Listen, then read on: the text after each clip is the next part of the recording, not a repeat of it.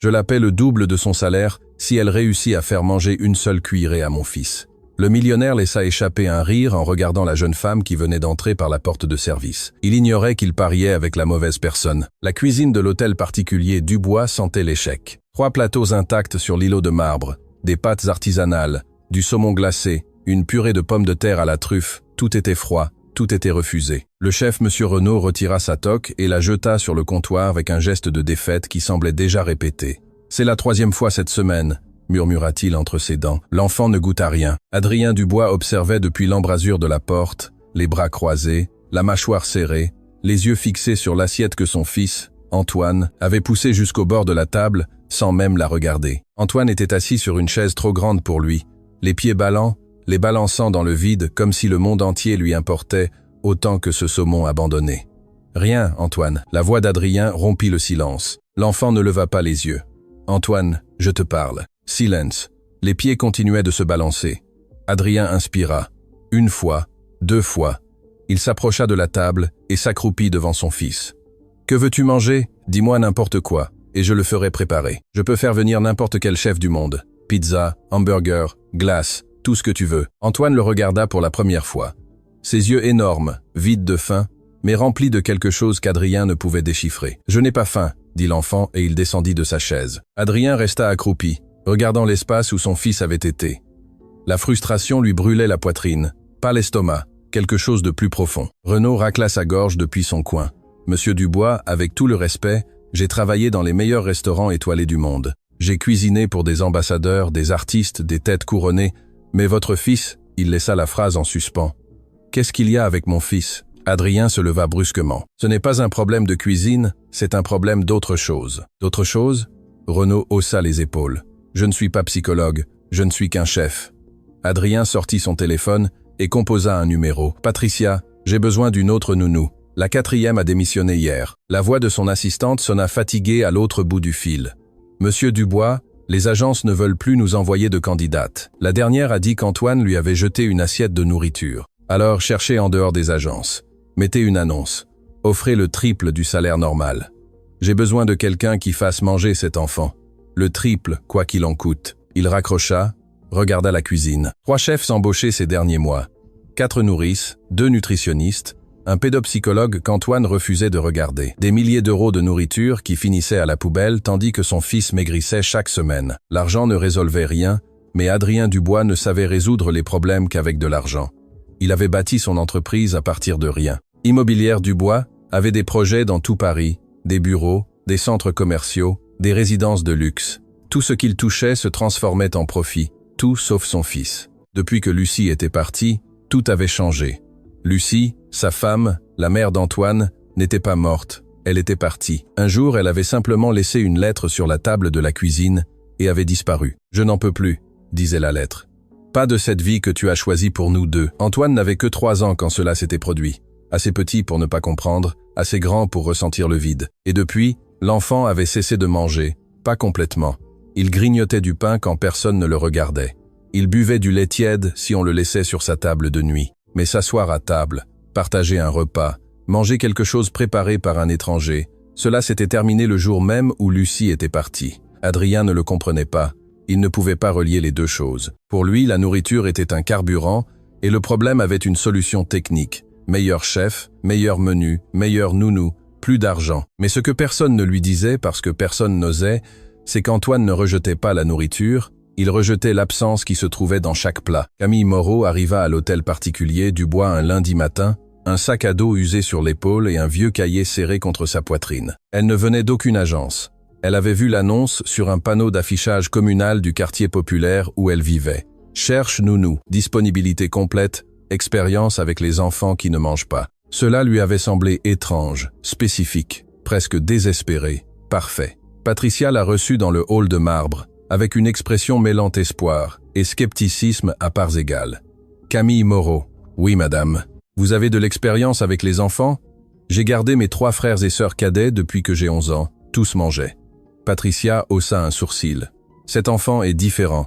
Tous les enfants sont différents. C'est pourquoi on ne peut pas les traiter de la même manière. Quelque chose dans cette réponse fit que Patricia la regarda avec plus d'attention. Il y avait quelque chose chez Camille qui ne correspondait pas aux candidates précédentes. Les autres étaient venus avec des CV, des certificats, des uniformes impeccables. Camille portait des vêtements propres mais simples, des chaussures usées et ce vieux cahier qu'elle ne lâchait pas. « Qu'est-ce que c'est » Patricia désigna le cahier. Camille le serra un peu plus. « Quelque chose de ma grand-mère. » Avant que Patricia ne puisse demander plus, une voix coupa depuis l'escalier. « C'est la nouvelle. » Adrien descendait les marches 2 par 2, costume impeccable, cravate parfaite, montre coûtant plus cher que l'appartement où Camille vivait avec sa mère. Il la balaya du regard en moins de 2 secondes. L'évaluation fut instantanée et le verdict, visible sur son visage. Il interrogea Patricia comme si Camille n'était pas présente. « C'est la seule candidate, monsieur Dubois. La seule. Les agences ne nous envoient plus personne. » Adrien serra la mâchoire. Il regarda à nouveau Camille. « Vous avez un diplôme en éducation de la petite enfance ? » « Non. » Une certification en nutrition ? Non. Une expérience professionnelle documentée ? Non. Adrien laissa échapper un rire bref, sans humour. Parfait. Nous avons envoyé des professionnels et rien n'a fonctionné. Alors maintenant, nous allons essayer quelqu'un sans aucune préparation. Patricia bougea, mal à l'aise. Elle voulait dire quelque chose, défendre la jeune femme, mais elle connaissait son patron. Les opinions non sollicitées n'étaient pas les bienvenues. Camille ne bougea pas, ne baissa pas les yeux. Avec tout le respect que je vous dois, monsieur, les professionnels voient des problèmes. Moi, je vois des enfants. Le silence qui suivit fut pesant. Patricia retint son souffle. Adrien plissa les yeux. Et que voyez-vous chez mon fils sans l'avoir rencontré? Je vois que vous avez publié une annonce demandant à quelqu'un de faire manger un enfant. Cela me dit que le problème n'est pas la nourriture. Adrien cligna des yeux 1, 2 fois. Personne ne lui parlait ainsi, ni ses employés, ni ses associés, ni les chefs qu'il avait embauchés. Il ouvrit la bouche pour répondre, mais ne trouva pas les mots. À ce moment-là, l'un des commis de cuisine passa par le hall, portant un plateau rempli de nourriture intacte en direction de la poubelle. Des croquettes parfaites, une purée artistique, un jus frais, tout droit au conteneur. Camille regarda le plateau avec une expression qu'Adrien n'attendait pas. Ce n'était pas de la pitié, c'était quelque chose de proche de la douleur. « C'est ce qu'on a servi à votre fils ?» demanda le chef Renaud. « C'est l'un des meilleurs du monde », répondit Adrien sur la défensive. « Je n'ai pas demandé qu'il avait cuisiné. J'ai demandé si c'est ce qu'on a servi à un enfant qui ne veut pas manger. » Patricia intervint rapidement. « Pourquoi ne pas lui donner une semaine d'essai, si ça ne marche pas ?»« Ça ne marchera pas », coupa Adrien. « Alors vous ne perdez rien, » dit Camille. « Une semaine sans salaire. Si Antoine ne mange pas, je partirai sans que vous me deviez quoi que ce soit. » Adrien l'étudia. Il avait appris à lire les gens en des décennies de négociations. Il cherchait le mensonge, l'angle, le piège. Mais dans les yeux de Camille, il ne trouva que quelque chose qu'il n'avait pas vu depuis longtemps chez personne, la conviction. « Une semaine », dit-il, et puis il ajouta les mots qui changeraient tout. « Et je vous payerai le double de votre salaire si vous réussissez à faire manger une seule cuillerée à mon fils. » Il rit en le disant. Un rire qui sonnait comme un pari gagné d'avance, comme de l'argent qu'il n'aurait jamais à débourser. Patricia porta la main à son front. Elle connaissait ses paris de son patron. Il les faisait quand il était absolument certain de gagner. Et quand il perdait, l'orgueil blessé était pire que l'argent perdu. « Voulez-vous que je le mette par écrit, monsieur ?» demanda Patricia avec intention. « Ce n'est pas nécessaire. » Adrien fit demi-tour. Cela serait résolu avant vendredi, mais pas dans la direction qu'il imaginait. Patricia lui montra la maison. 40 pièces, jardin avec piscine, salle de sport privée, salle de cinéma, bibliothèque, cuisine industrielle, où Renaud régnait sur 3 commis qui coupaient les légumes avec une précision militaire. « Le chef Renaud est ici depuis 2 mois, » expliqua Patricia en marchant. Avant lui, il y avait le chef Nakamura, spécialiste en cuisine japonaise pour enfants. Il faisait des figures avec le riz, des sculptures avec les légumes. Antoine n'a rien touché. Et avant, la chef Valentina, experte en nutrition pédiatrique, a conçu un plan personnalisé avec des compléments et des préparations spéciales. Ça n'a pas marché non plus. Camille observait tout en silence. La cuisine brillait. Les couteaux étaient parfaitement alignés, les épices organisées par couleur et origine. Tout était impeccable, tout était froid. « Et où mange Antoine ?» demanda-t-elle. « Dans la salle à manger principale, il y a une chaise spéciale pour lui avec... Je ne parle pas de l'endroit où il aime manger. » Patricia fronça les sourcils. « Je ne comprends pas. Où s'assied-il quand personne ne l'oblige? Où se cache-t-il quand il a faim et croit que personne ne le voit ?» Patricia ouvrit la bouche, la referma. Personne n'avait posé cette question auparavant. « Non, je ne sais pas. » Camille hocha la tête comme si cette réponse confirmait exactement ce qu'elle soupçonnait. « C'est la question la plus importante de cette maison et personne ne l'avait posée. Puis-je voir sa chambre ?» La chambre d'Antoine était plus grande que l'appartement entier de Camille.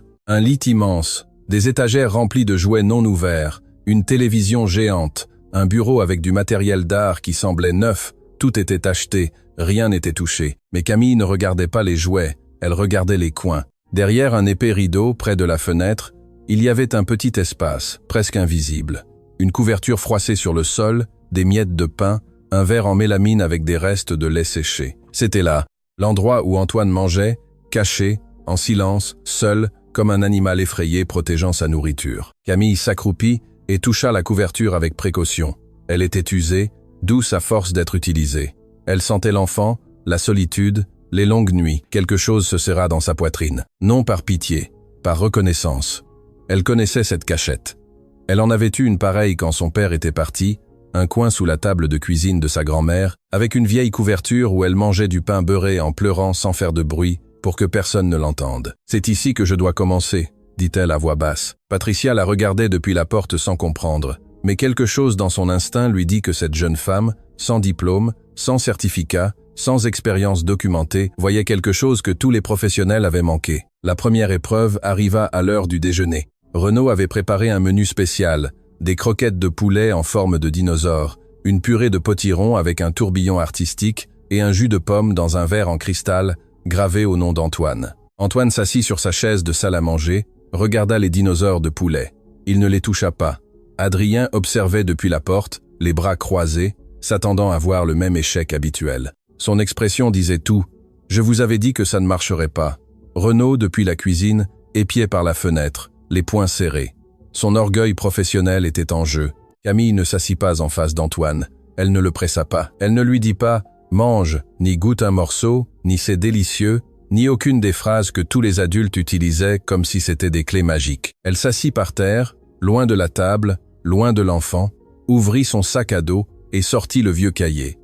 Antoine la regarda du coin de l'œil. Curiosité, la première émotion que quelqu'un lui voyait depuis des semaines. Camille tourna lentement les pages du cahier. Chaque page avait quelque chose d'écrit à la main, avec une écriture ronde et soignée. Des taches de graisse, des éclaboussures séchées, des dessins simples en marge, des fleurs, des étoiles, des visages souriants. C'était un objet vivant, un morceau d'histoire familiale que l'on pouvait toucher et sentir. Qu'est-ce que c'est? La voix d'Antoine était si douce qu'elle fut à peine audible.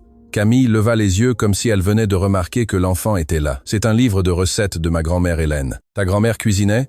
Elle cuisinait mieux que quiconque au monde, mais elle n'avait pas de grande cuisine ni d'ingrédients coûteux. Elle n'avait que ça. Elle souleva le cahier. Et beaucoup d'amour. Antoine descendit de sa chaise, ne s'approcha pas de Camille. Resta à mi-chemin comme un animal qui veut s'approcher, mais ne fait pas encore confiance. Et qu'est-ce qu'elle cuisinait? De tout. Mais sa spécialité, c'était une seule chose. Quelle chose? Des spaghettis à la sauce tomate. Antoine pencha la tête. C'est facile. C'est ce que tout le monde disait, jusqu'à ce qu'il les goûte. Silence. Antoine fit un pas de plus. Toujours loin, mais plus près. Depuis la porte, Adrien avait laissé tomber ses bras. Ils n'étaient plus croisés. Il pendait le long de son corps comme s'il avait oublié quoi en faire. Son fils parlait à une étrangère. Son fils qui ne parlait à personne, qui ne regardait personne, qui ne s'intéressait à rien. Il posait des questions sur les spaghettis. Camille referma le cahier. « Veux-tu que je te dise un secret ?» Antoine hocha la tête. Ma grand-mère disait que la nourriture a une mémoire, que quand quelqu'un cuisine avec amour, la nourriture se souvient. Et quand tu la manges, toi aussi, tu te souviens. Te souvenir de quoi? Que quelqu'un a pensé à toi pendant qu'il la préparait. Antoine resta immobile, très immobile, comme s'il traitait quelque chose d'énorme dans sa petite tête, quelque chose qu'aucun adulte n'avait su lui dire. « Personne ne pense à moi quand il cuisine », dit-il. La phrase tomba comme une pierre dans l'eau profonde, sans bruit, mais les ondulations atteignirent tous les coins de cette cuisine géante et impeccable, où 3 chefs avaient échoué sans comprendre pourquoi. Depuis la porte, Adrien sentit quelque chose se briser dans sa poitrine. Il ne sut pas ce que c'était. Il ne voulut pas le savoir. Il fit demi-tour et s'en alla. Renaud, derrière la fenêtre, baissa les yeux vers ses croquettes de dinosaures parfaites. Pour la première fois de ses 20 ans de carrière, il se sentit complètement inutile. Patricia essuya une larme inattendue et se promit que cette jeune femme ne quitterait pas cette maison sans une véritable chance.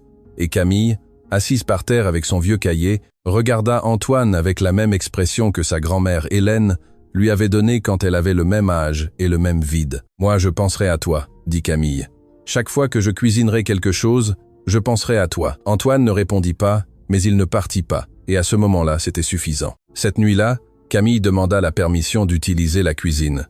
Renaud fut offensé. « Ma cuisine? Vous voulez utiliser ma cuisine?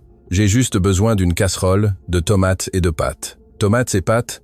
Renaud prononça les mots comme si c'était une offense personnelle. « J'ai des ingrédients importés de 3 continents. Truffes d'Alba, safran d'Iran, sel de l'Himalaya. Et vous voulez des tomates et des pâtes? Oui. Savez-vous combien coûte un gramme de safran iranien? Non. Savez-vous combien vaut le sourire d'un enfant qui mange? » Renaud resta silencieux, regarda Patricia cherchant du soutien. Patricia haussa les épaules. « Laissez-la essayer. »« C'est ridicule, » murmura Renaud, mais il s'écarta. Camille ouvrit son cahier à une page spécifique. La recette était écrite de la main de sa grand-mère. Les bords de la page étaient noircis par l'usage. Des taches de sauce formaient un motif qui ressemblait à une carte de souvenir. En marge, un dessin d'une petite fille avec un tablier trop grand. C'était Camille à 7 ans. Sa grand-mère l'avait dessiné alors qu'elle cuisinait ensemble. Elle n'utilisa rien de spécial. Des tomates, de l'ail, de l'oignon, du basilic frais qu'elle trouva oublié dans un coin du jardin, de l'huile d'olive, du sel ordinaire, des ingrédients qui coûtaient moins cher que l'emballage de n'importe quelle épice de Renaud. Pendant qu'elle cuisinait, quelque chose changea dans la cuisine. Pas l'odeur, pas la température, quelque chose d'invisible. Camille cuisinait lentement, avec ses mains, pas avec des ustensiles professionnels. Elle écrasait les tomates avec les doigts, remuait avec une cuillère en bois qu'elle avait apportée dans son sac à dos, une cuillère avec le manche usé par des décennies d'utilisation, et chantait doucement, presque un murmure mélodieux, une chanson que sa grand-mère Hélène lui chantait alors qu'elle cuisinait ensemble dans une cuisine minuscule qui tenait tout entière dans le placard à épices des Dubois. Les commis de Renaud cessèrent de couper. Ils restèrent à regarder. L'un d'eux, Thomas, un jeune homme qui travaillait depuis 2 ans dans des cuisines professionnelles sans rien ressentir de spécial, sentit une boule dans sa gorge. Cela lui rappela sa mère. Renaud, appuyé contre le mur, les bras croisés, voulait se moquer, voulait signaler que la technique était primitive, que la coupe était irrégulière, que n'importe quel étudiant de première année ferait mieux. Mais quelque chose l'arrêta, quelque chose dans la manière dont Camille touchait chaque ingrédient comme s'il était précieux, comme si elle le remerciait avant de l'utiliser. La sauce commença à bouillonner. L'odeur se répandit dans la cuisine comme une conversation que tout le monde voulait entendre. Renaud respira profondément sans le vouloir et un souvenir le frappa de nulle part. Sa mère, une petite cuisine à Lyon, lui, assis sur un banc trop haut, les jambes pendantes, l'odeur de la sauce tomate de sa mère, avant les écoles de cuisine, avant les restaurants étoilés, avant que la technique ne remplace le sentiment dans chaque plat. Il déglutit, se retira en silence. Personne ne le vit essuyer ses yeux avec le revers de sa main. Camille servit les spaghettis dans une assiette creuse simple, pas dans la vaisselle en porcelaine des Dubois, dans une assiette en mélamine qu'elle avait apportée dans son sac à dos, une avec des bords arrondis et une petite éraflure au centre. La même assiette où sa grand-mère lui servait quand elle était enfant. Elle ne monta pas à la salle à manger, elle monta à la chambre d'Antoine. Elle s'assit par terre près du rideau, près de la cachette qu'elle avait découverte ce matin-là. Elle laissa l'assiette à un demi-mètre du rideau et attendit. 5 minutes, 10, 15, l'odeur agissait seule, elle se glissait entre les fibres du rideau, remplissait le coin caché d'Antoine avec quelque chose que l'enfant n'avait pas ressenti depuis longtemps, quelque chose de fait maison, quelque chose qui sentait quelqu'un qui pense à toi. Le rideau bougea juste un peu. Une petite main apparut sur le bord, hésita, se retira, apparut à nouveau. Camille ne bougea pas, ne dit rien, ne regarda même pas directement.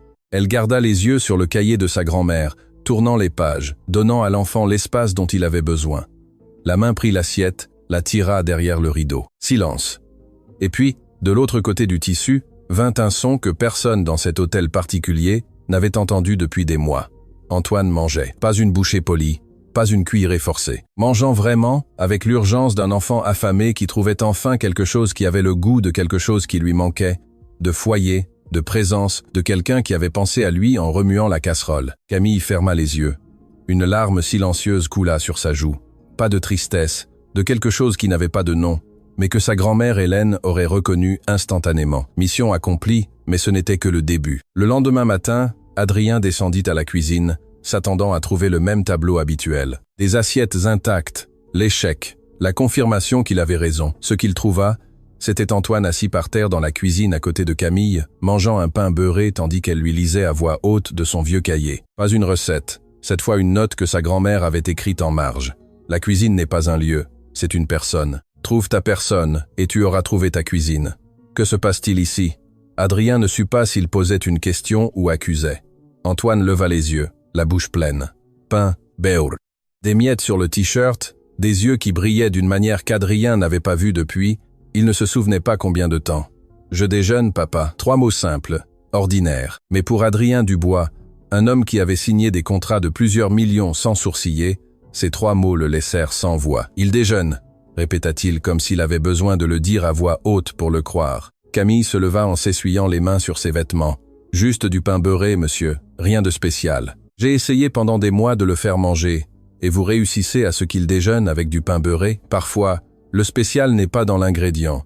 Il est dans la personne qui s'assied avec vous pendant que vous le mangez. » Adrien voulut répondre quelque chose de tranchant, quelque chose qui rétablirait son autorité, sa logique, sa façon de voir le monde où les problèmes se résolvaient avec de l'argent et des professionnels. Mais il regarda son fils manger par terre dans la cuisine, assis à côté d'une femme qui n'avait ni diplôme ni certificat, et les mots ne vinrent pas. Il se servit un café, s'assit sur une chaise, et pour la première fois depuis des mois, déjeuna dans la même pièce que son fils. Pas ensemble, pas encore, mais dans la même pièce, et c'était déjà plus que ce qu'ils avaient eu. Les jours suivants établirent une nouvelle routine à l'hôtel particulier. Camille n'utilisait pas la cuisine industrielle de Renaud. Elle utilisait un coin, une casserole, des ingrédients simples et le cahier de sa grand-mère. Chaque repas était un rituel, non de perfection culinaire. De présence, elle s'asseyait avec Antoine, lui racontait d'où venait chaque ingrédient, lui montrait les notes de sa grand-mère, le laissait toucher la pâte, écraser les tomates, sentir le basilic avant de le couper. Antoine mangeait, pas beaucoup au début, mais chaque jour un peu plus. Et quelque chose de plus important se produisait. L'enfant parlait. « Ta grand-mère t'a appris tout ça ?» Tout. Elle disait que la cuisine est le seul endroit où tu peux dire « je t'aime » sans parler. Et pourquoi ne pas parler? Camille sourit. Parce que les mots parfois mentent, mais la nourriture faite avec amour, jamais.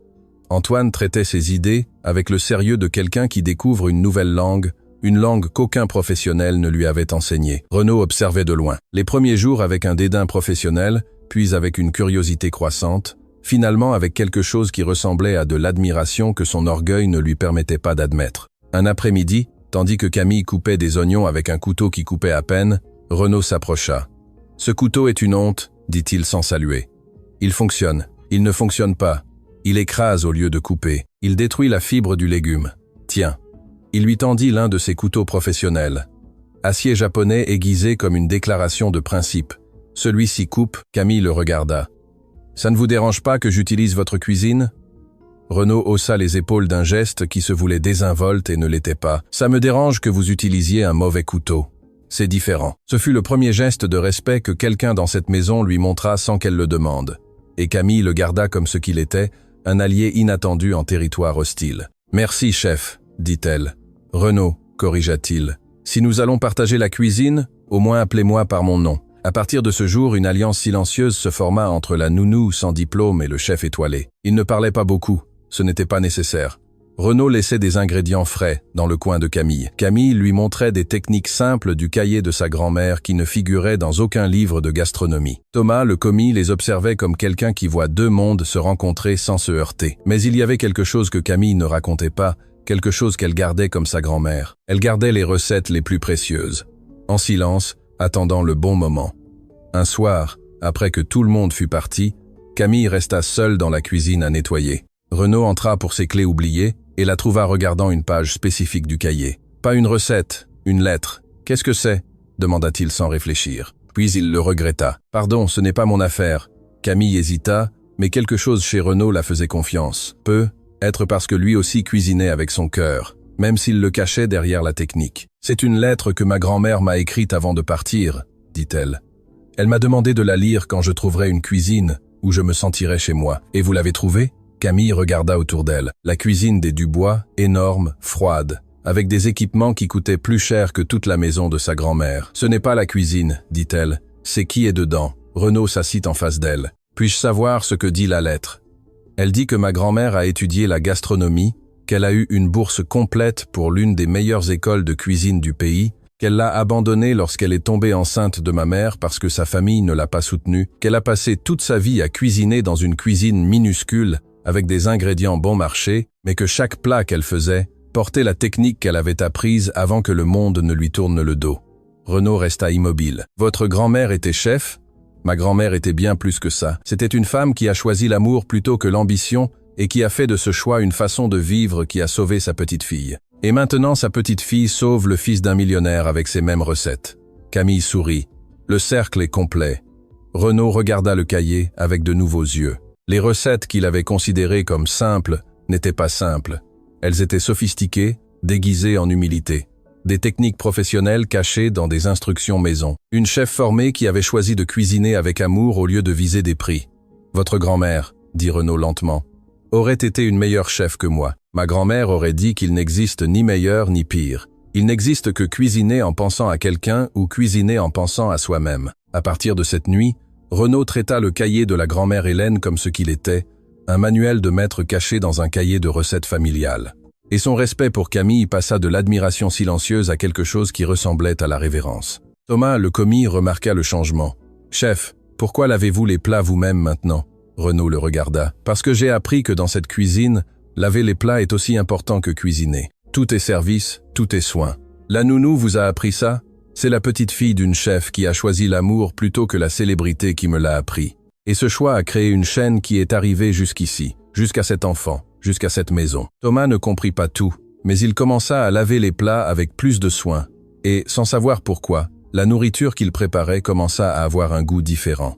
Meilleur, plus réel, les jours se transformèrent en semaines. Antoine ne mangeait pas seulement.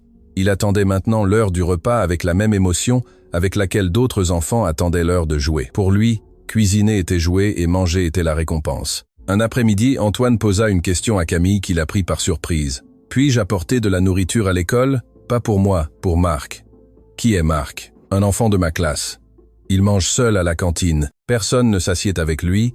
Il laisse toujours la nourriture dans son plateau. » Camille sentit un frisson.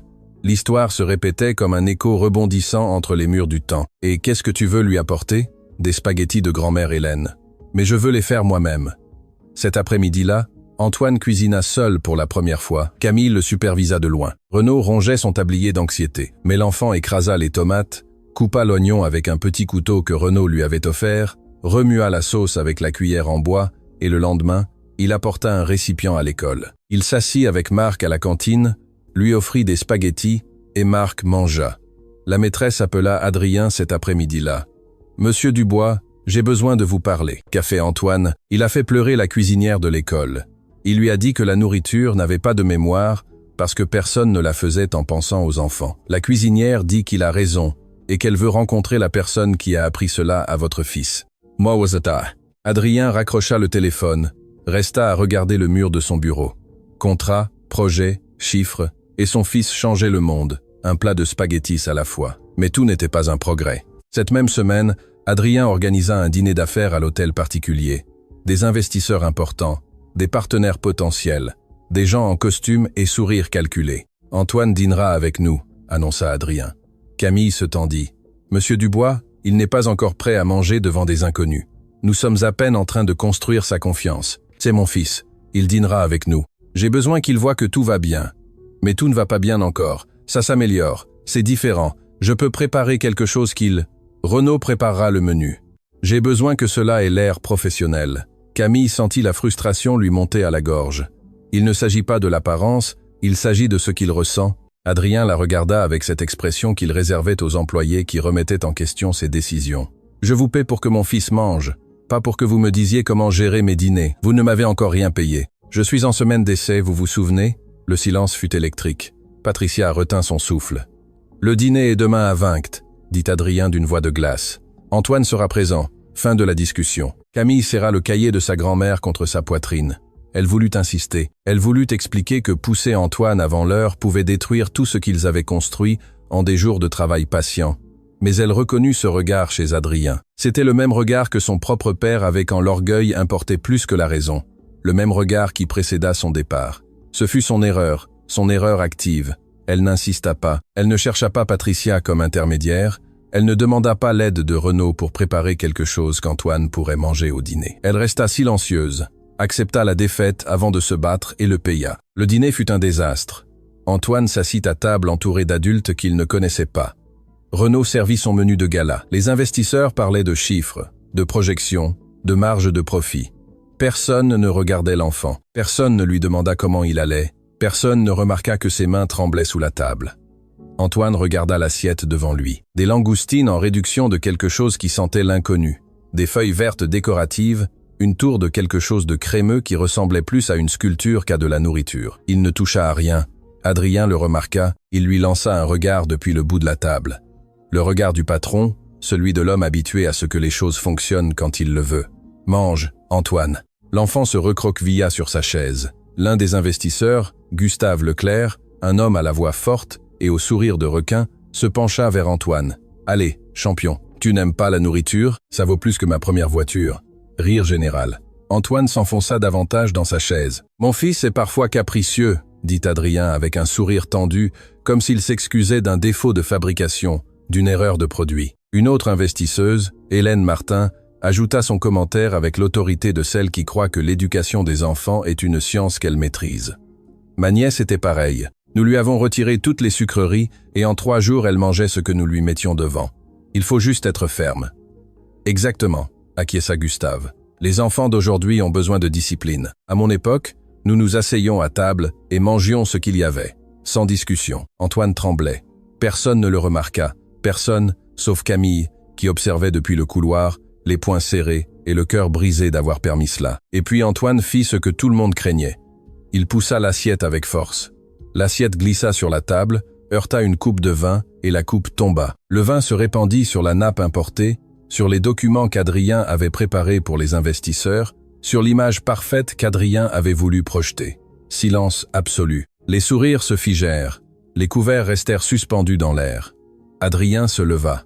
Son visage était un masque de fureur contenue qui tremblait sur les bords. « Patricia, emmenez Antoine dans sa chambre maintenant. » Antoine courut avant que quiconque ne le touche. Il courut à l'étage, se glissa derrière le rideau de sa fenêtre et se recroquevilla en boule dans sa couverture froissée, son refuge, son seul endroit sûr dans un hôtel particulier de 40 pièces. En bas, Adrien improvisait des excuses avec le sourire d'un homme qui meurt de l'intérieur. Renaud nettoyait le désordre avec des mains de chirurgien. Les investisseurs échangeaient des regards inconfortables qui disaient tout sans mots, et Camille monta les escaliers en silence. Elle trouva Antoine là où elle savait qu'il serait, derrière le rideau, recroquevillé, tremblant, pas de froid. Elle ne lui dit rien. Elle s'assit de l'autre côté du rideau, dos contre dos, séparés par le tissu. 2 personnes qui avaient appris à se cacher du monde, connectées par un rideau et un silence partagé. Après un moment, la voix d'Antoine arriva comme un fil. « Pourquoi me force-t-il à manger avec des gens qui ne me connaissent pas ?» Camille réfléchit avant de répondre. « Parce qu'ils t'aiment. Mais parfois, les gens qui t'aiment ne savent pas comment le montrer et font des choses qui blessent. Ma maman m'aimait et elle est partie. » L'air s'arrêta. Camille ferma les yeux. Là était la racine. La blessure qu'aucun chef ne pouvait cuisiner, qu'aucun nutritionniste ne pouvait diagnostiquer, qu'aucun thérapeute ne pouvait atteindre, parce qu'Antoine ne laissait personne s'approcher suffisamment. « Mon papa est parti aussi, » dit Camille à voix basse. « Quand j'avais ton âge et j'ai arrêté de manger aussi. » Silence. Le rideau bougea légèrement. Antoine écoutait de tout son corps. « Et qu'est-ce qui s'est passé? Ma grand-mère Hélène m'a sauvé. Pas avec de la nourriture spéciale, ni avec des chefs, ni avec des dîners élégants, avec une vieille casserole, des tomates du marché et sa présence. Elle s'asseyait avec moi, me laissait pleurer, ne m'obligeait à rien. Elle était juste là, jour après jour, jusqu'à ce que je comprenne que tout le monde ne part pas. Et ça a marché? Regarde. » Camille sortit le cahier, le passa sous le rideau. Ouvre la première page. Silence. Des pages tournant lentement. Et puis il y a un dessin. C'est le mien. Je l'ai fait quand j'avais ton âge. Ma grand-mère me laissait dessiner dans son cahier de recettes. Elle disait que les dessins d'un enfant étaient le meilleur ingrédient que toute recette pouvait avoir. Antoine tourna d'autres pages. Il y a beaucoup de dessins. Chacun est un jour où ma grand-mère m'a redonné l'envie de manger. Pas avec de la nourriture, avec de l'amour, avec de la patience, avec du temps. Le rideau s'ouvrit. Antoine passa la tête. Ses yeux étaient humides, mais il ne tremblait plus. Il serrait le cahier contre sa poitrine, tout comme Camille quand elle était arrivée. « Puis-je dessiner aussi dans le cahier ?» Camille sentit sa poitrine exploser. Ce cahier était la chose la plus précieuse qu'elle possédait au monde, la seule chose qui lui restait de sa grand-mère. Chaque page était sacrée. « Bien sûr que tu peux », dit-elle sans hésiter. Elle lui donna un crayon. Antoine ouvrit le cahier à une page vide à la fin et dessina quelque chose. Cela prit un moment. Il se concentrait, la langue sortit. Quand il eut fini, il le montra à Camille. C'était un dessin simple. 2 figures assises par terre, une grande et une petite. Entre elles, un plat de spaghettis avec des lignes qui semblaient de la vapeur sortant du plat. En dessous, d'une écriture tordue et irrégulière, Camille et moi. Cette nuit-là, Camille ne dormit pas. Elle resta assise dans la cuisine, dans l'obscurité, le cahier ouvert à la page du dessin d'Antoine. Les larmes tombaient sur les vieilles pages, se mêlant aux taches de décennies de cuisine et d'amour. Adrien la trouva là à 3 heures du matin. Il était descendu pour un verre d'eau. La lumière de la cuisine était éteinte, mais la clarté de la lune entrait par la grande fenêtre et dessinait la silhouette de Camille sur la chaise. « Que faites-vous ici ?» Sa voix sonna moins dure que d'habitude. Peut être à cause de l'heure, peut être à cause de la culpabilité qu'il ne voulait pas admettre, peut être à cause d'autre chose. Camille ferma le cahier. Je ne pouvais pas dormir. Adrien se servit de l'eau.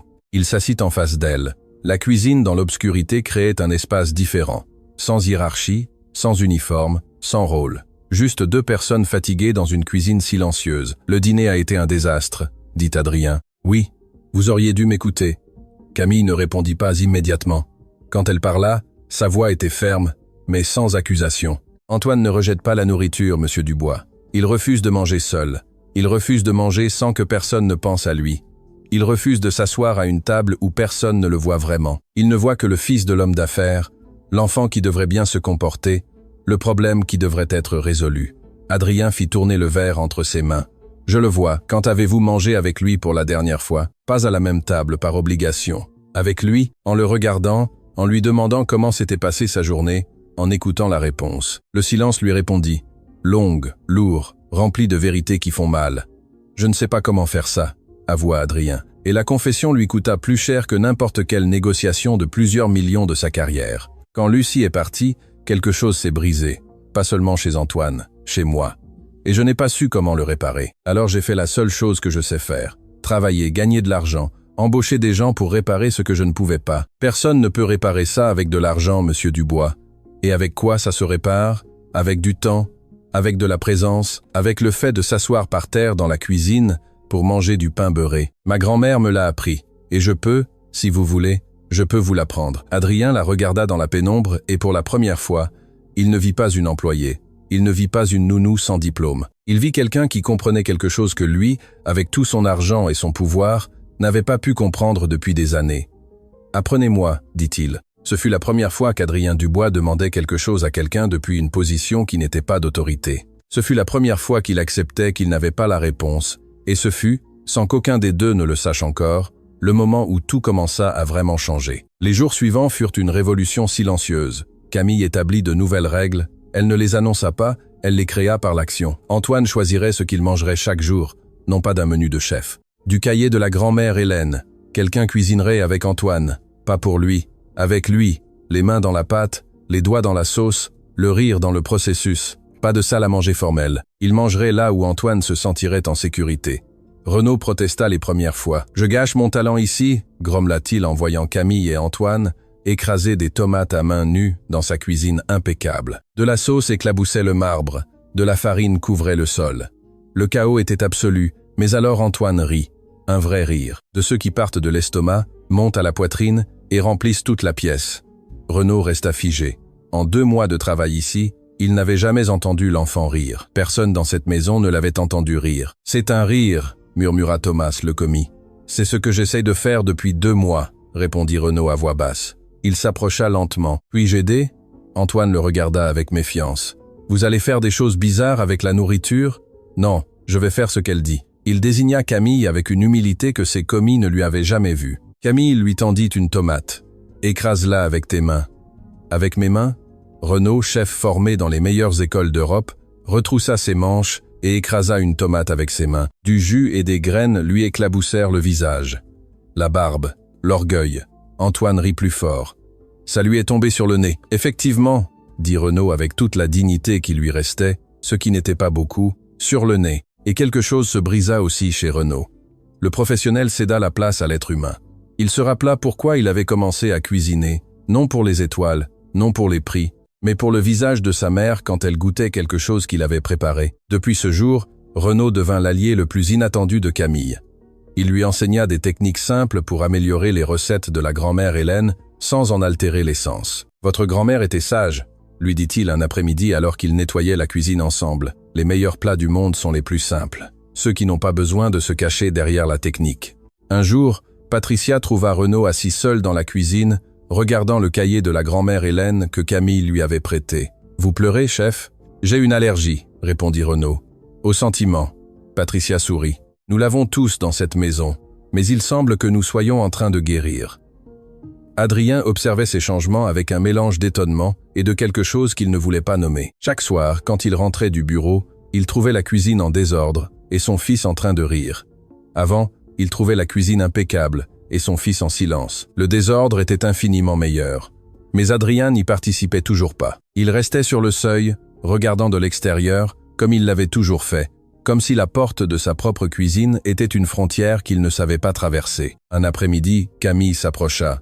Elle avait de la farine sur la joue et de la sauce sur son tablier. « Pourquoi n'entrez-vous pas ? » « Je ne sais pas cuisiner. » Antoine non plus ne savait pas. « Regardez-le maintenant. » Elle désigna l'enfant qui pétrissait une boule de pâte, concentration absolue, tandis que Renaud lui donnait des instructions avec une patience infinie. C'est différent. C'est un enfant. Les enfants apprennent vite. Les adultes aussi.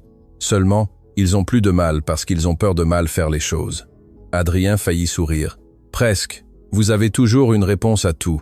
Pas toujours. Seulement quand ça compte. » Cette nuit-là, Adrien entra dans la cuisine.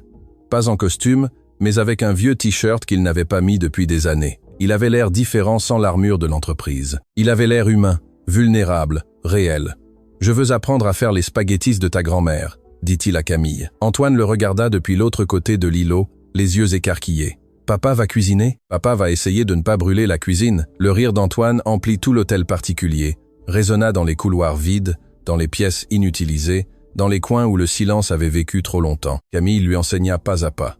Les mains d'Adrien, habitué à signer des contrats et à taper des chiffres, se sentaient maladroites avec les ingrédients. Il écrasa une tomate avec trop de force et s'éclaboussa toute la chemise. Il coupa l'oignon et pleura plus que quiconque. « Papa, tu pleures ?» demanda Antoine avec une inquiétude sincère. « C'est l'oignon, » dit Adrien en s'essuyant les yeux. « Non, » corrigea doucement Camille. « Ce n'est pas toujours l'oignon. » Adrien la regarda et à ce moment-là, entre les larmes d'oignon et la sauce tomate, quelque chose changea entre eux. Ce ne fut pas un éclair, ce ne fut pas une révélation dramatique, ce fut quelque chose de plus subtil, comme une graine qui tombe en terre fertile, sans faire de bruit. Ils cuisinèrent ensemble tous les trois.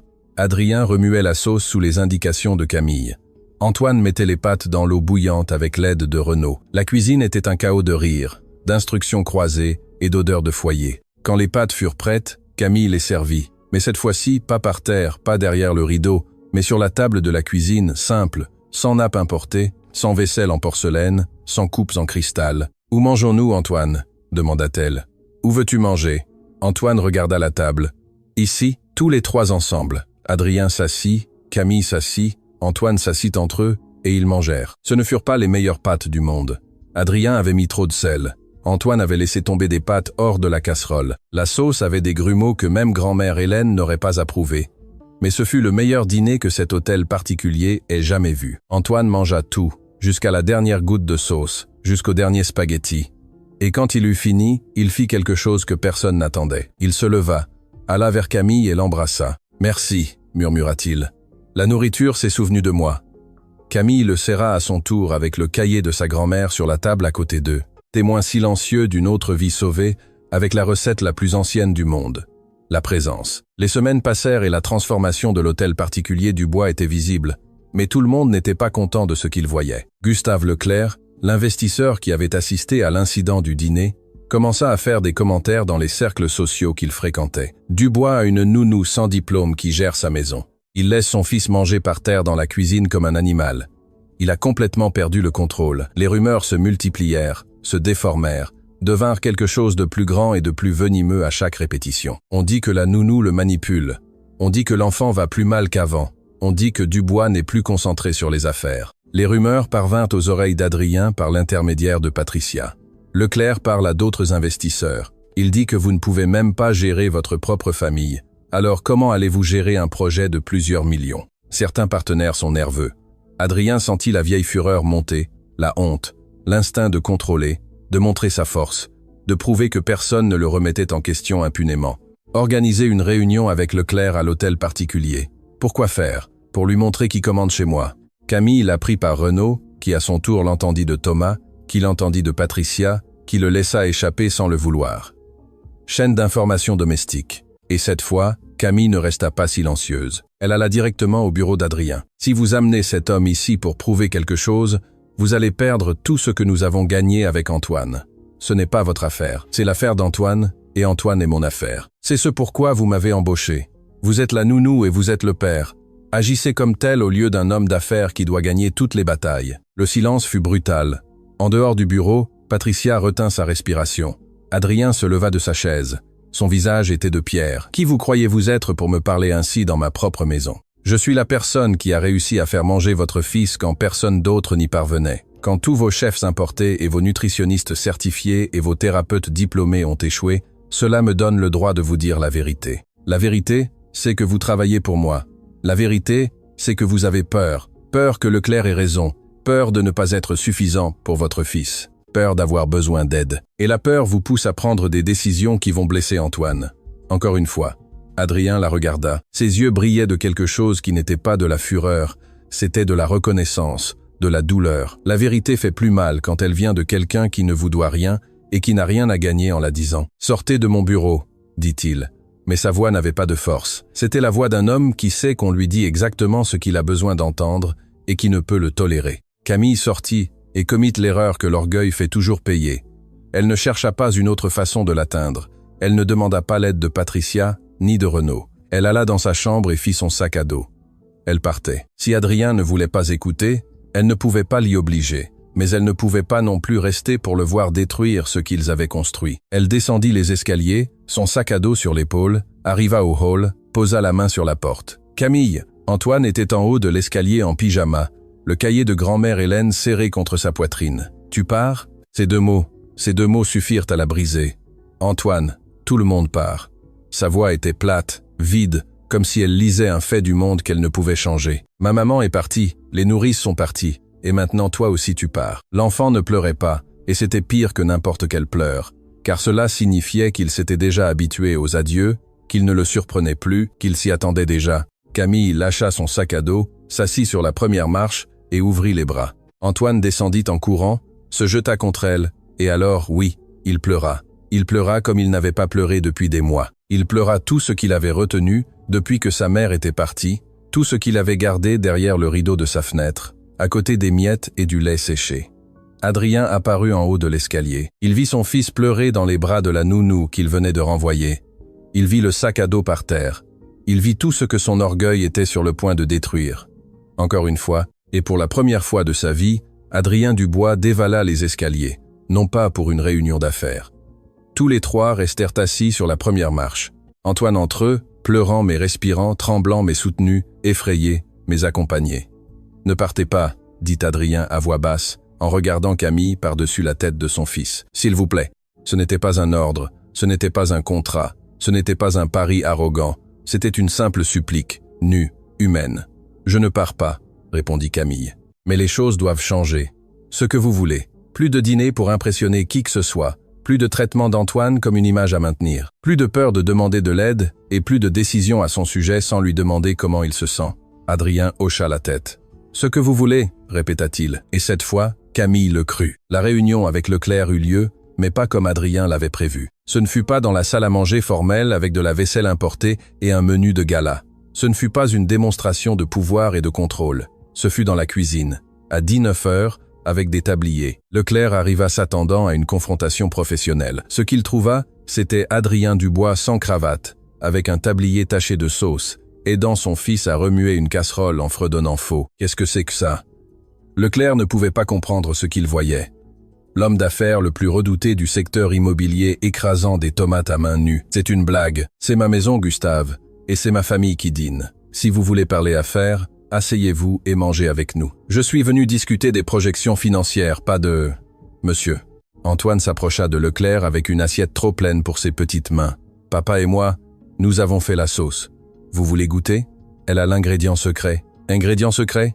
L'amour, » dit Antoine avec le sérieux de quelqu'un qui révèle une donnée classifiée. Camille dit que c'est l'ingrédient qu'on ne peut pas acheter. Leclerc regarda l'enfant, puis Adrien, puis Camille, qui coupait du pain avec un sourire, puis Renaud, qui servait des pâtes avec une fierté différente de celle à laquelle il était habitué, une fierté plus pure. « C'est ridicule, Dubois. Je ne vais pas m'asseoir à... »« L'assiette va refroidir, » interrompit Antoine, tendant l'assiette avec insistance. « Et la sauce froide, ce n'est pas aussi bon. » Camille dit que la sauce chaude embrasse les pâtes. La froide ne fait que les mouiller. Leclerc ouvrit la bouche, la referma. Un enfant lui offrait de la nourriture à deux mains, un sourire et une métaphore sur les câlins et les pâtes. Refuser aurait été cruel, et même Gustave Leclerc n'en était pas capable. Il s'assit avec raideur, comme si la chaise lui brûlait. Antoine lui mit une serviette sur les genoux avec le sérieux d'un majordome professionnel. « Je vous mets plus de fromage si vous voulez. Le fromage est ce qui fait que tout va bien. »« Le fromage fait que tout va bien ?» répéta Leclerc déconcerté. « Oui, Camille dit qu'il y a des choses qui ne se réparent pas avec des mots, mais avec du fromage. Je ne sais pas si c'est vrai, mais ça marche. » Patricia se couvrit la bouche pour ne pas rire. Renaud tourna le dos à tout le monde pour que personne ne voie son sourire. Leclerc mangea une bouchée en silence. Il mâcha lentement. Son expression ne changea pas. Il s'essuya la bouche avec la serviette qu'Antoine lui avait posée et, du ton le plus professionnel qu'il put rassembler, dit « Les pâtes sont acceptables, mais je ne suis pas venu manger du bois. Je suis venu parler des conséquences de vos décisions. Les partenaires sont préoccupés. Votre image publique. » « Mon image publique est celle d'un père qui cuisine avec son fils, » répondit Adrien sans élever la voix. « Si cela inquiète quelqu'un, peut-être que les inquiets devraient se demander pourquoi. Vous ne pouvez pas mélanger la vie personnelle et les affaires ainsi. Je ne mélange rien. Je choisis des priorités, et ma priorité est cet enfant qui vous offre du fromage râpé. » Effectivement, Antoine était devant Leclerc avec une assiette de fromage râpé et la patience infinie de celui qui sait que sa mission est importante. « Vous voulez plus ?» Leclerc le regarda, et quelque chose dans son armure se fissura, car Antoine le regardait avec la même expression que sa propre fille avait quand elle était petite et lui demandait de la porter. Avant que les réunions, les voyages et les « je ne peux pas maintenant, ma chérie » ne la transforment en une étrangère qui vivait dans la pièce d'à côté. « Écoutez, Adrien, ce que j'ai dit lors des réunions, c'était… » Leclerc baissa la voix. « C'était par préoccupation, pas par… C'était par peur, Gustave. Peur que si je changeais, les autres devraient remettre en question leur propre choix. Parce que si Adrien Dubois peut s'asseoir par terre dans la cuisine avec son fils, alors peut-être que Gustave Leclerc devrait se demander quand il a dîné pour la dernière fois avec sa fille. » La fourchette de Leclerc s'arrêta à mi-chemin de sa bouche. « Quand était-ce » Adrien pressa doucement. « Quand avez-vous cuisiné quelque chose pour elle pour la dernière fois ? Que lui avez-vous demandé comment s'était passée sa journée et avez-vous écouté la réponse complète ? Que vous êtes-vous assis sans téléphone et l'avez regardé dans les yeux ?» Leclerc posa sa fourchette. Il regarda la table, une table sans nappe importée, sans coupe, sans cristal, sans prétention, juste de la nourriture, des personnes et quelque chose qu'il n'avait pas ressenti chez lui depuis des années. Quelque chose qui avait un nom, mais qu'il avait du mal à prononcer. « Ma fille ne me parle pas », dit-il soudain comme si la phrase lui avait échappé. « Elle a 16 ans et elle ne me parle pas. Elle dit que je ne suis jamais là, que quand je suis là, je ne suis pas vraiment là. » Le silence fut différent cette fois, pas inconfortable, mais compatissant. « Quand avez-vous cuisiné avec elle pour la dernière fois ?» demanda Camille. Leclerc la regarda. « Jamais. »« Peu. Était-ce un bon moment pour commencer ?» Leclerc ne répondit pas, il termina ses pâtes en silence, s'essuya la bouche, se leva, regarda Adrien. « Les pâtes sont bonnes, dit-il. » Et dans sa voix, il y avait quelque chose de brisé qui n'avait rien à voir avec la nourriture. Il partit sans parler affaire. Il ne fit plus de commentaires sur Adrien Dubois. À personne, jamais plus. Car il y avait quelque chose dans cette cuisine que l'argent n'achetait pas et que l'ambition ne pouvait reproduire. Quelque chose qu'un enfant, les mains pleines de sauce, lui avait offert sans rien demander en retour. Les semaines suivantes transformèrent l'hôtel particulier Dubois de l'intérieur. Le jardin, auparavant parfait et stérile, avait maintenant un petit potager où Antoine cultivait des tomates et du basilic avec les conseils de Camille. La cuisine industrielle partageait l'espace avec des casseroles simples et des cuillères en bois. La salle à manger formelle accumulait la poussière, mais le plus grand changement était invisible. Il était dans la façon dont Adrien arrivait chaque soir en demandant « Qu'est-ce qu'on cuisine aujourd'hui ?» au lieu de « Il a déjà mangé ». Il était dans la façon dont Antoine courait à la porte quand il entendait les clés de son père. Il était dans les nuits que tous les trois passaient dans la cuisine, couverts de farine, riant des désastres culinaires d'Adrien. Et il était dans la façon dont Adrien regardait Camille. Ce ne fut pas un moment spécifique, ce fut une accumulation. La façon dont elle traitait Antoine avec une patience qu'il n'avait jamais vue chez personne. La façon dont elle lui disait la vérité sans peur et sans cruauté. La façon dont elle transformait des ingrédients simples en quelque chose d'extraordinaire. La façon dont elle avait sauvé son fils sans rien demander en retour, sans arrière-pensée, sans calcul. Une nuit, après qu'Antoine se fut endormi avec le cahier de grand-mère Hélène sous l'oreiller, Adrien trouva Camille dans le jardin à côté du potager. « Puis-je m'asseoir » Camille hocha la tête. Il s'assit à ses côtés entre les plants de tomates qu'Antoine avait semés. Il sentait la terre humide et le basilic. « J'ai quelque chose à vous dire », commença Adrien. « Si c'est à propos de mon contrat, vous pouvez en parler à Patricia. Ce n'est pas à propos de votre contrat. » Camille le regarda. La lune éclairait le jardin. Sans costume, sans montre chère, sans l'armure du millionnaire. Adrien avait l'air différent. Il avait l'air de la personne qu'il avait peu, être toujours été sous tout le reste, quelqu'un qui avait construit des murs si hauts qu'il s'était enfermé à l'intérieur. « Vous avez sauvé mon fils, » dit Adrien. « Mais pas seulement lui, vous m'avez sauvé moi aussi. »« Monsieur Dubois, Adrien, s'il vous plaît. » Camille fit une pause. « Adrien, quand vous êtes arrivé, cette maison était pleine de choses et vide de tout ce qui compte. Elle avait des chefs, mais pas de vraie nourriture. Elle avait des employés, mais pas de compagnie. Elle avait un fils, mais ne savait pas être père. Elle avait 40 pièces, mais pas une seule où quelqu'un se sentait chez soi. Vous avez toujours été père, vous aviez juste besoin de vous en souvenir. Vous m'avez aidé à me souvenir, et pas seulement avec Antoine. » Adrien déglutit. Les négociations de plusieurs millions étaient faciles comparées à cela. Ici, il n'y avait pas de contrat de secours, pas de clause de sortie, seulement la vérité nue. Ça fait longtemps que je n'ai pas ressenti ce que je ressens et j'ai peur de le dire parce que chaque fois que quelque chose de bon arrive dans ma vie, je trouve le moyen de le détruire. Camille ne parla pas. Elle l'attendit. Comme elle attendait avec Antoine, avec patience, sans pression. « Je suis tombé amoureux de vous », dit Adrien. Les mots sortirent comme de la sauce d'une casserole qui déborde. Pas du premier jour, pas d'un coup. Ce fut petit à petit. Chaque fois que je vous voyais assise par terre avec Antoine, chaque fois que vous me disiez des vérités que personne n'osait me dire, chaque fois que la cuisine sentait votre grand-mère et vous, je suis tombé amoureux sans permission et sans plan, et je n'ai aucune idée de ce que je dois faire avec ça. Le silence du jardin était absolu, même le vent n'osait pas. « Je suis la nounou », dit Camille. Sa voix tremblait. « Je m'en fiche. Les gens s'en ficheront. Ils diront que j'ai tout calculé, que je suis venu pour l'argent, que... » Les gens disaient aussi que mon fils ne mangerait jamais, et regardez où nous en sommes. Camille ferma les yeux. En elle, il y avait une guerre.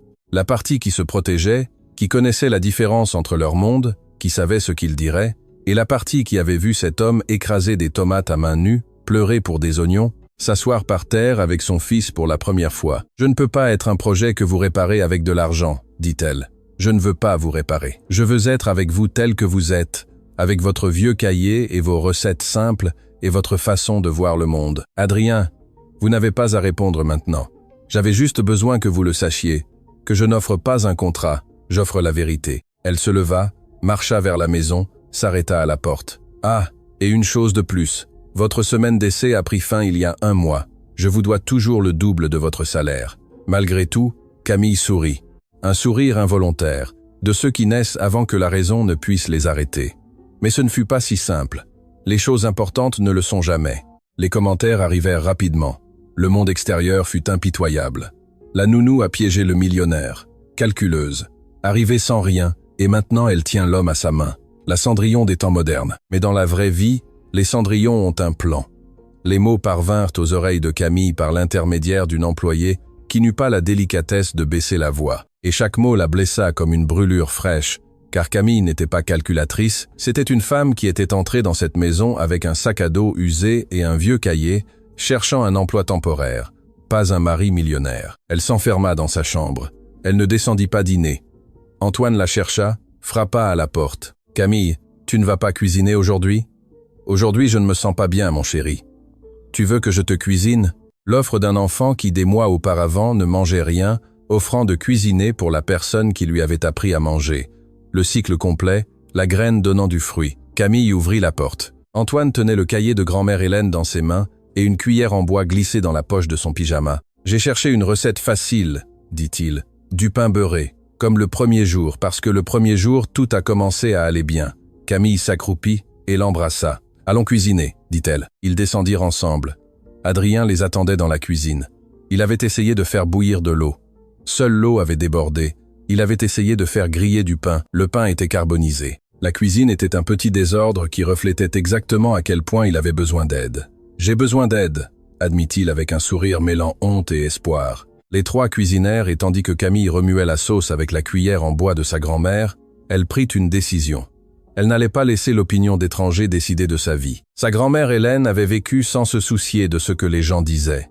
Elle avait cuisiné avec amour dans une cuisine minuscule, sans demander la permission ni l'approbation de personne. Elle avait élevé Camille avec la seule recette qui importait vraiment, être authentique.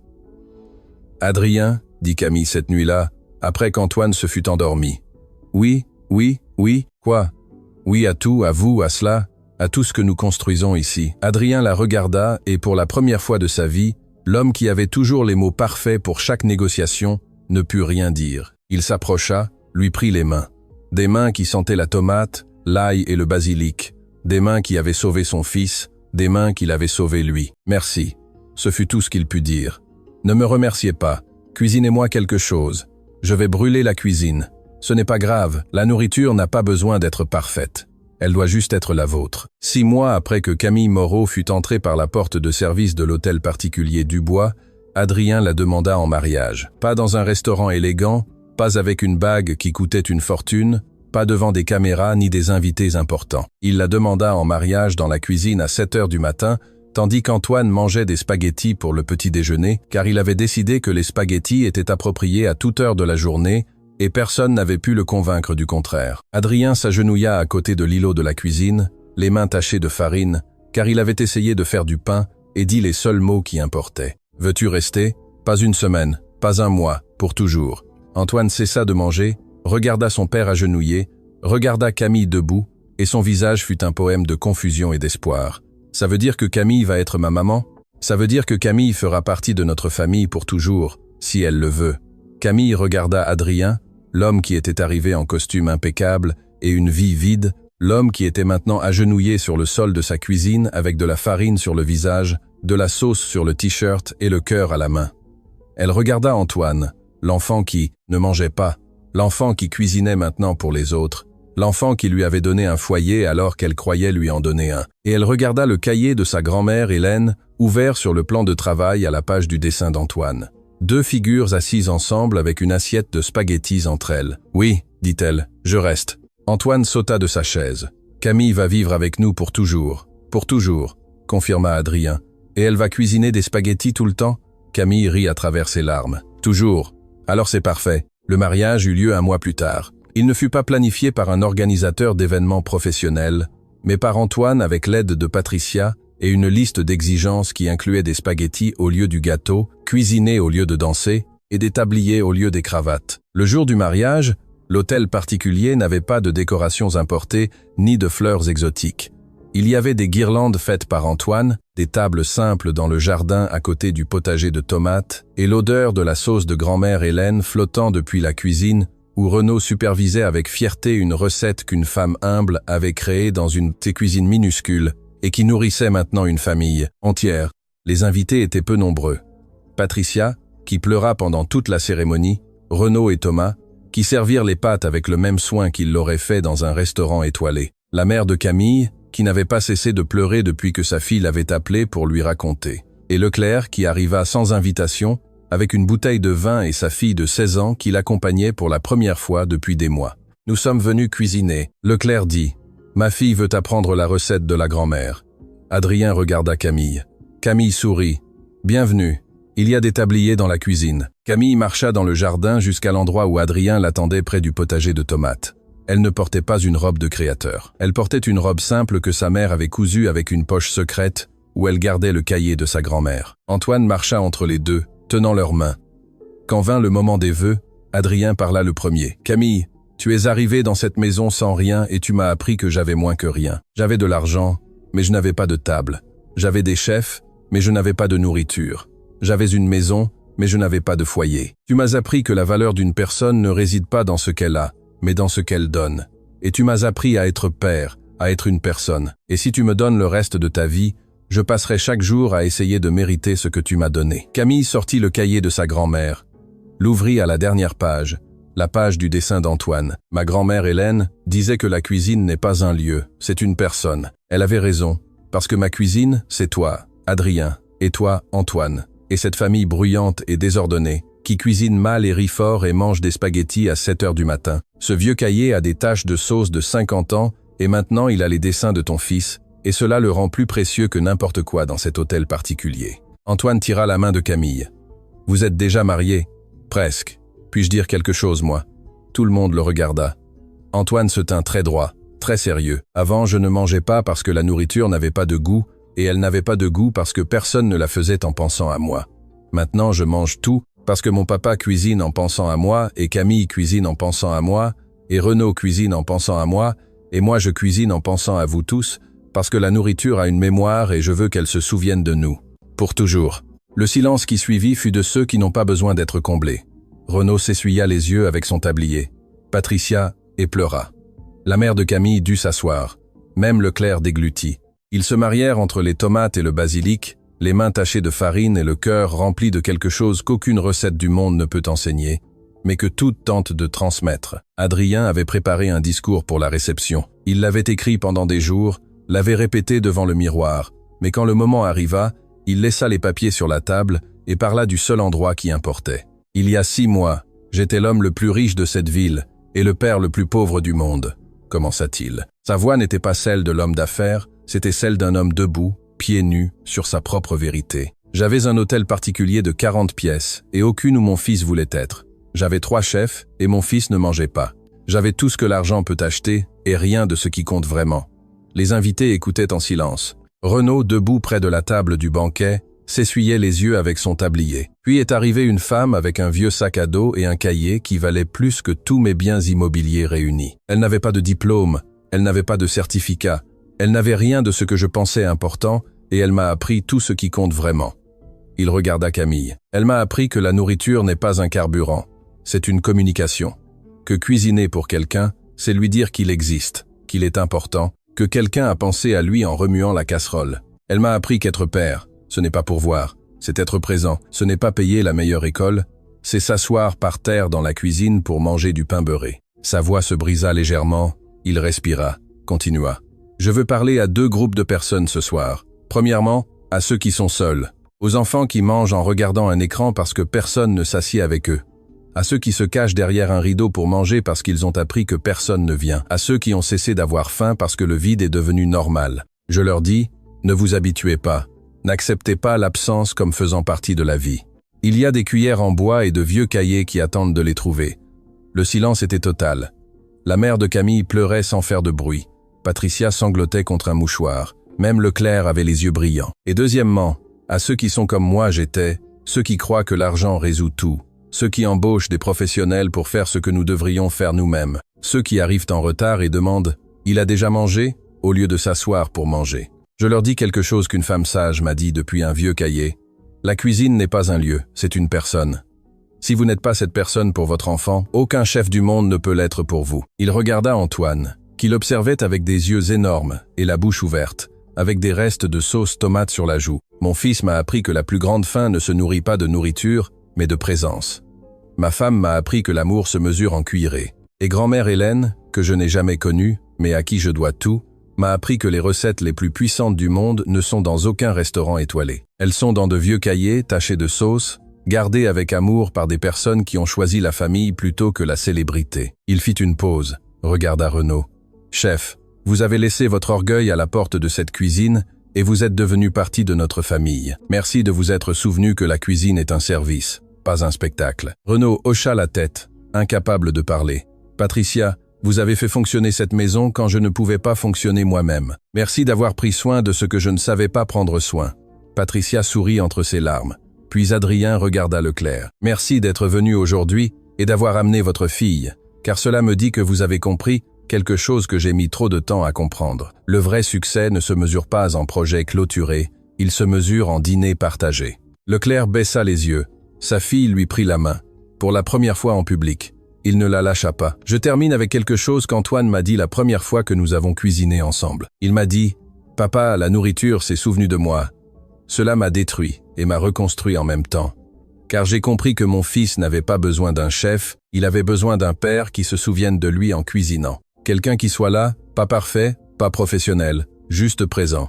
Il se tourna vers Camille. « Et toi, mon amour, tu es arrivé avec un sac à dos et un cahier et tu as absolument tout changé. Non pas parce que tu avais la recette parfaite, mais parce que tu étais la personne parfaite. La personne qui s'assied par terre, celle qui attend, celle qui ne part pas. Je ne t'ai jamais promis une vie facile, répondit Camille de sa place. Je t'ai promis des spaghettis, et les spaghettis sont prêts. Le rire brisa la tension comme une casserole qui bout. Antoine fut le premier à courir vers la table de nourriture. Les autres le suivirent, et la fête la plus bruyante, désordonnée et authentique que cet hôtel particulier ait jamais vue, commença entre des assiettes de spaghettis et des rires de personnes qui avaient trouvé quelque chose de plus précieux que le luxe. Ils s'étaient trouvés les uns les autres. La nouvelle se répandit, non par les médias, ni par les réseaux sociaux. Elle se répandit comme se répandent les histoires qui comptent, de bouche à oreille, de cuisine en cuisine, de cœur à cœur. La nounou qui fit manger le fils du millionnaire, la femme sans diplôme qui enseigna à un homme d'affaires à être père. La recette d'une humble grand-mère qui unit une famille brisée. Renaud, inspiré, ouvrit une petite cantine solidaire dans le quartier où Camille avait grandi. Le menu proposait 3 options, toutes tirées du cahier de grand-mère Hélène, toutes préparées avec des ingrédients simples et l'ingrédient que Camille lui avait enseigné.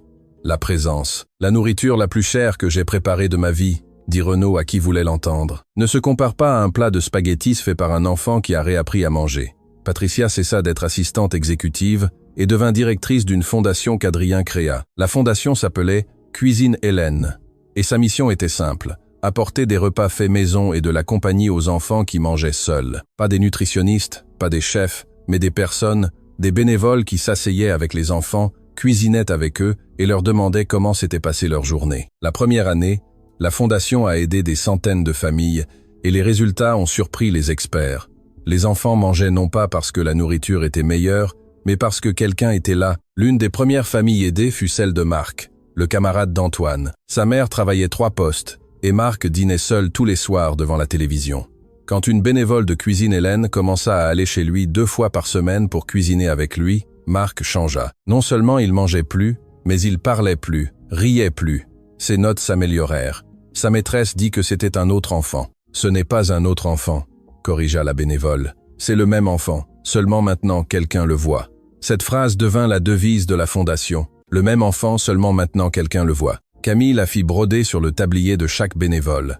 Leclerc, sans que personne ne le lui demande, finança l'ouverture de 3 autres cantines solidaires dans des quartiers défavorisés. Sa fille fut la première bénévole. Elle allait après l'école, mettait son tablier et cuisinait avec des enfants qui n'avaient personne pour les attendre à la maison. Elle m'a appris à cuisiner, dit Leclerc à Adrien un après-midi lors d'une des visites aux cantines solidaires, et pendant que nous cuisinions, elle m'a parlé pour la première fois depuis des années. Ma fille m'a vraiment parlé. Et qu'est-ce qu'elle t'a dit? Qu'elle me manquait même quand j'étais dans la même maison, que mon corps était présent, mais pas moi. Les mots d'un père repentant. Les mêmes qu'Adrien aurait dit si quelqu'un l'avait interrogé 1 an auparavant. Les mêmes que des milliers de pères diraient s'ils avaient le courage d'écouter. Et maintenant? Demanda Adrien. Maintenant, je cuisine avec elle tous les mardis. Des spaghettis, toujours des spaghettis, parce qu'elle dit que c'est la recette qui lui rappelle que les choses peuvent changer. Adrien sourit. La recette de grand-mère Hélène continue de sauver des familles. Ce n'est pas la recette du bois, dit Leclerc. C'est ce qu'il y a derrière la recette. L'idée que quelqu'un pense à vous pendant qu'il cuisine, c'est ça qui sauve. Renaud, depuis sa cantine solidaire, envoyait des rapports hebdomadaires à Camille. Pas des rapports financiers, des rapports humains. Aujourd'hui, un homme est venu avec sa fille. Ils n'avaient pas mangé ensemble depuis 1 an. Quand la petite a goûté la sauce, elle a dit qu'elle avait le goût de la maison. L'homme a pleuré, moi aussi. Aujourd'hui, une grand-mère a amené 3 petits-enfants. Nous avons tous cuisiné ensemble. Les enfants ont écrasé les tomates à main nue comme je leur ai appris. La grand-mère a dit que ça lui rappelait quand elle était jeune et cuisinait avec sa mère. 4 générations connectées par une sauce tomate. Aujourd'hui, personne n'est venu. Je me suis assis seul dans la cuisine et j'ai cuisiné la recette de grand-mère Hélène. Pendant que je remuais la sauce, j'ai pensé à ma mère à Lyon. Je l'ai appelée. J'ai pleuré. Elle aussi m'a dit qu'elle était fière. C'est la première fois qu'elle me le dit en 20 ans. Camille lisait ses rapports dans la cuisine de l'hôtel particulier, Antoine endormi à l'étage et Adrien travaillant dans son bureau. Et chaque rapport lui confirmait ce que sa grand-mère avait toujours su, qu'une recette simple, faite avec amour, peut changer le monde. Pas d'un coup, petit à petit, plat par plat, famille par famille, cœur par cœur.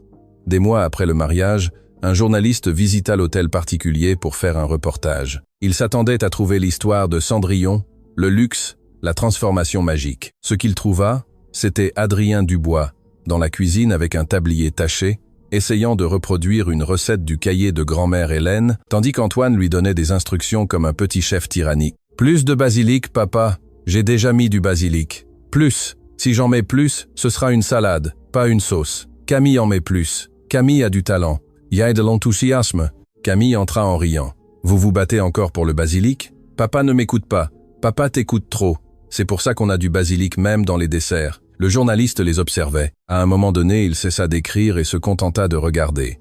Une famille dans une cuisine simple, réelle, bruyante, imparfaite, parfaite. « Puis-je vous poser une question ?» dit-il à Adrien quand le dîner fut terminé et qu'Antoine partit se laver les mains avec Camille. « Ça dépend de la question.